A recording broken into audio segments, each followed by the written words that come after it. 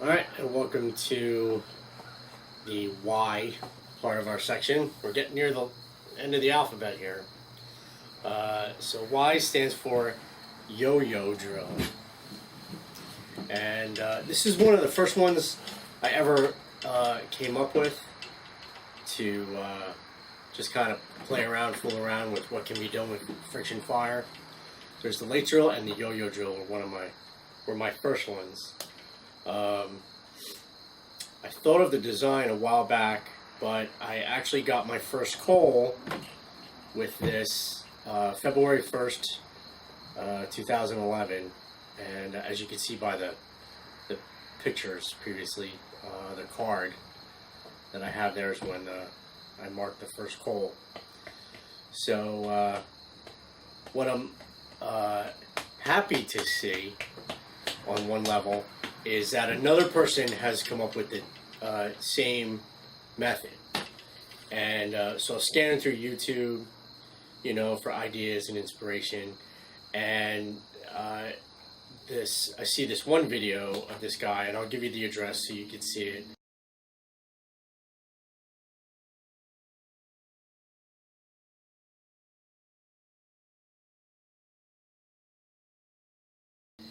And he comes up with a more primitive version.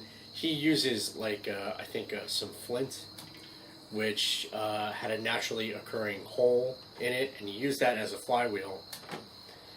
And so he tried to balance out all the principles and stuff, and he finally got it to work. And I see he got it, at least he put the video up of December of around 2011. So I'm glad to see that other people are out there, you know, trying to think up cool stuff. So it's good to know that primitive skills and things like that are going to live on, and people are going to be creative with them. So, alright, so I'm going to bring the camera a little closer, and I'm going to show you how I threw this one together. Alright, and this is going to be a pretty short section. There's only two ways that I really do this yo-yo drill, and one is a unipolar version, like a freehand version, and the other is a bipolar version, which I use on the pressure lever box. Okay, which I'll show you both, and it'll be real quick. My core two are going to be, I think, yucca on yucca spindle reload on Atlantic white cedar base. Okay. Alright, so let me move the camera and let's get to it. Okay, so here's how I put this together. I have a steel tube here, and the very end of it actually is capped naturally. Okay. On the end here, I took a copper tube and I cut it, and I used that as a reload receptacle. Okay. It was cut and quartered here, and then epoxied with a hose clamp onto the steel tube, and then I cut and quartered the end with a hose clamp to receive the spindle reload. And there's a small piece of yucca in there, which is getting ready to no longer be usable because it's getting really low. So my idea for throwing this together was I went to a place called Tractor Supply, which is kind of a hardware store, but it's more for farmland kind of areas. And I got two wheels that you either put on like wheelbarrows or things like that. And the ones that I got on purpose. You see these ridges inside. Okay, and if I flip this over, the other wheel has the same ridges. Okay, but on the opposite side there's no ridges, and I specifically chose the ridges to be on the inside. Now what I would realize right off was that when I go to pull this, if I pull it only around the steel tube, okay, which is like half an inch, I think. It's exactly half an inch in diameter on the outside. If I go to pull this, that's not going to be enough torque. So what I needed to do was widen the diameter on the inside between the wheels. So what I did was I took some fiberglass rods and I put them between the spokes, those ridges of the wheels. I lined up the wheels so the ridges were lined up. Then I epoxied these fiberglass rods in between to widen the diameter from something like this to something like this. Okay. Now how I stuck the wheels on was I drilled a hole through the steel tube, put a nail through, and epoxied the nail and the wheel to the tube. And I did that on both sides. Alright. Now there's a reason too why I have two wheels instead of one. On this other guy's version, he just has the one stone wheel. I have two wheels, and one of the reasons for that is it keeps the cord in one place. Okay, so the cord can't ride, it doesn't ride up and down the spindle. It stays only between here. Okay, so it has really nowhere to go.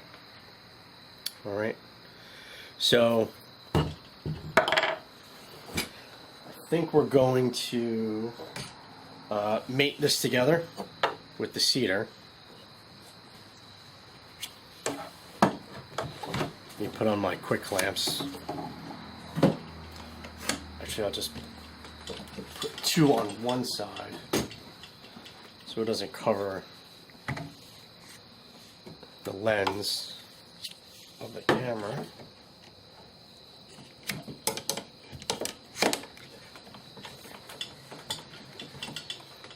Right. You got to leave room for the hose clamp to spin.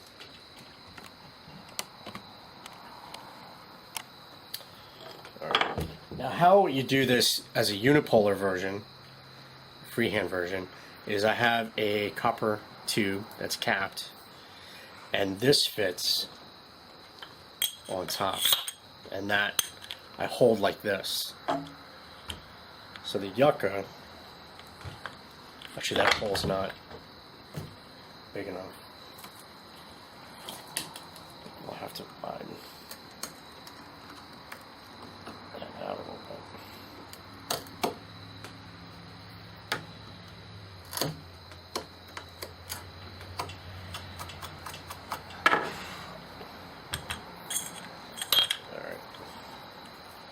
So that sits in there. Okay, so the people who have seen this already, excuse me, honey, my daughter's here. Just gotta back her up. I'm gonna flip the camera on its side. So here we go. Okay. That way we get the full view. Now, the people who have seen this already, they say it looks a lot like pulling the starter on a lawnmower. So you pull the toggle, and that obviously gets the centrifugal force going. And it's a lot like a pump drill, in that what the weight of the centrifugal force does is it keeps it going in that one direction, and it rewinds the string, even though the string rewinds in the opposite direction. Okay. And then what I have to do is with my, whoops, that's exactly what I don't want to happen. There we go. Now I have to bear down my weight with my left hand here while I pull with my right. And one of the things you should be wary of is not scraping your arm up against the the wheel, so you have to be careful of that. But we're going to make this together right now.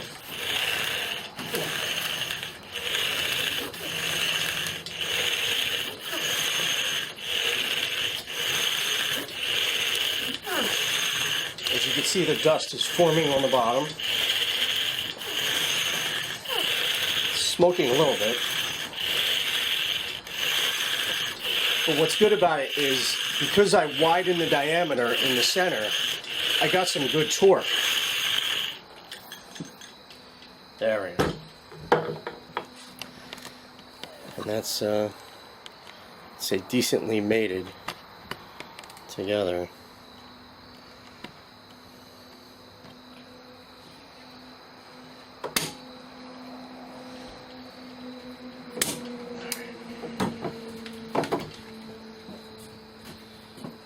Good pile of dusts.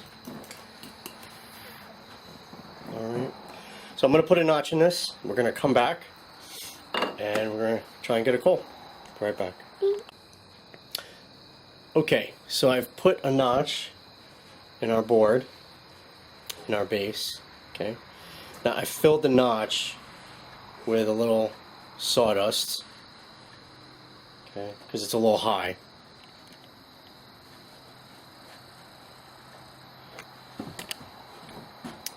I think we're ready to get started.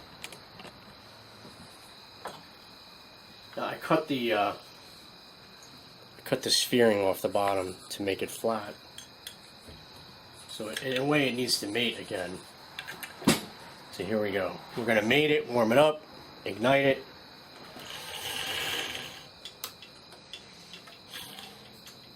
Get enough pressure on there.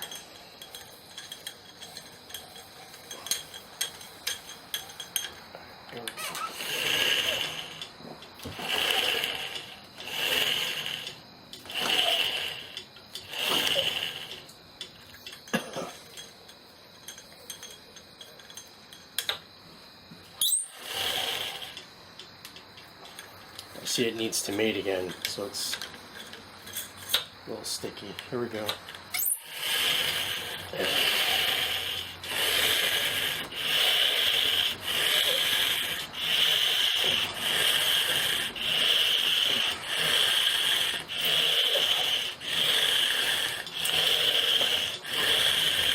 Oh, I can see it's burning out the notch.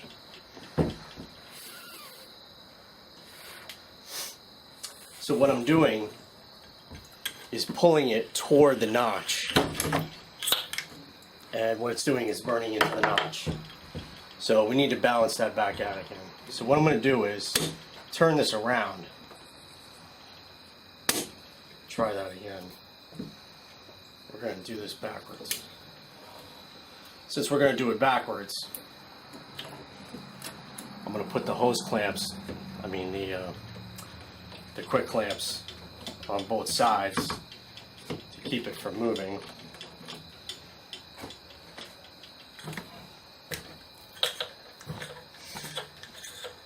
And balance this back out again.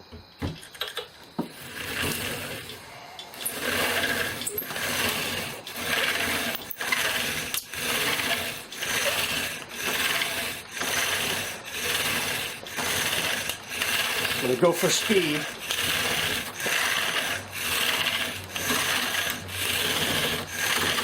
And I see that the yucca has burned down to the bottom.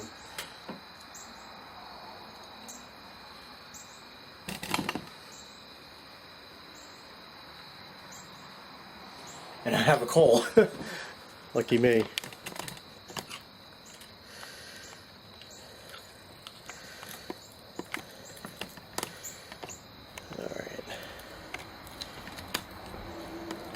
Just made it, just under the wire.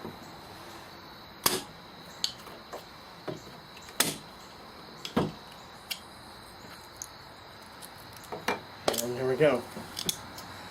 And that's the yo-yo drill.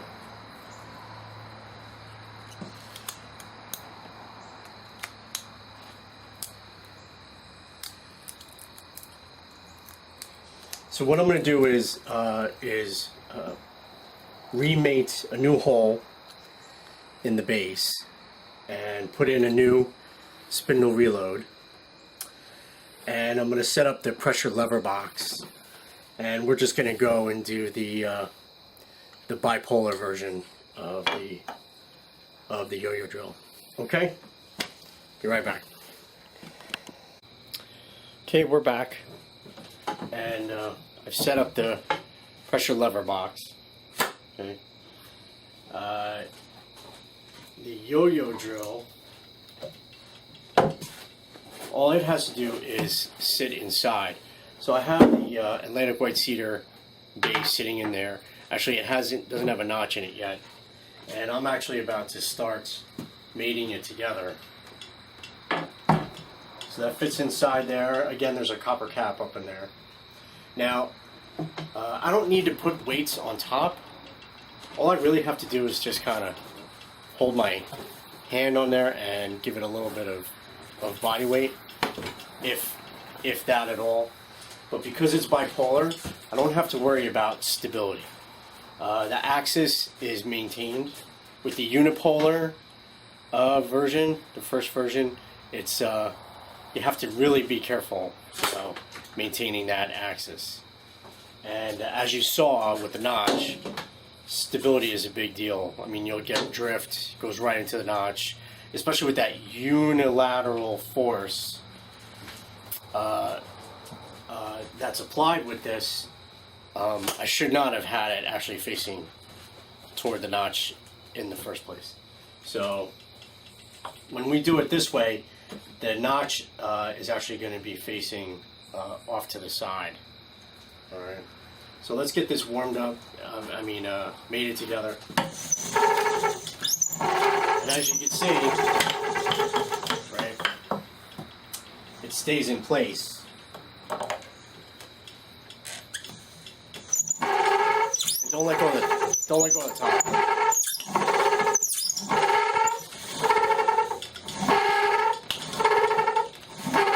Probably see a nice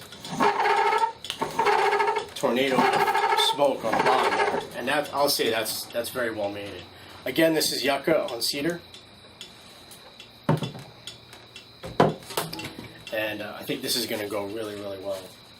So let's put a notch in here. Well, I wedged that in there pretty good. Let's put a notch in here and come right back as coal. Okay, so we're back. I have a notch put in the base. So what I'm going to do is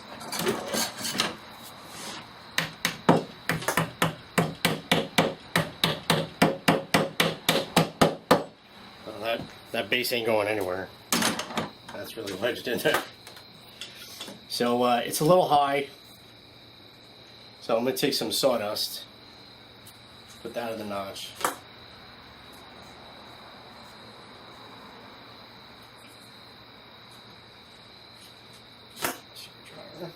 Okay. All right. I guess we're ready to go. Got a good feeling about this one. So, let's see. Let's bring that a little closer. And we're going to go a little lower so you can see the process here. Let's get this just right here.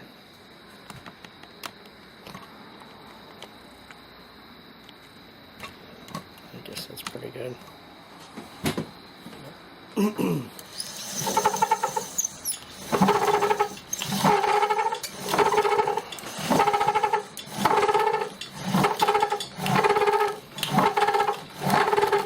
I could really go for speed and not worry about stability. I think we got a coal. We got a coal already. Look at that.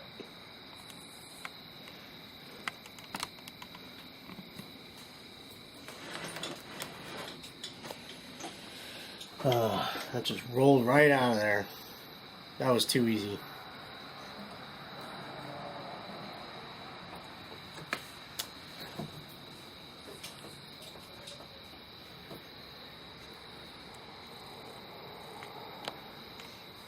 Well, you know, I should just keep going and get another call while I'm at it. But maybe a broader view would be better for all of you.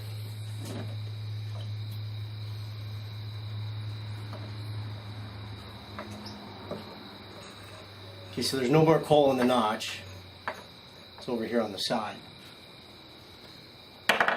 So let's get another one.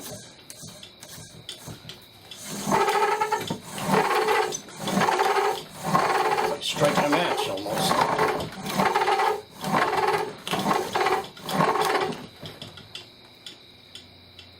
And there's another.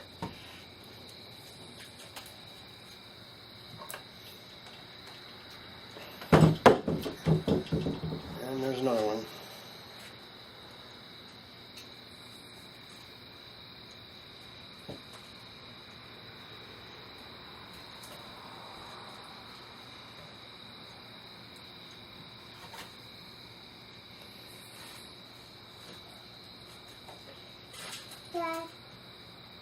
Hold on, honey. All right, so that's the yo-yo drill. That's the yo-yo drill.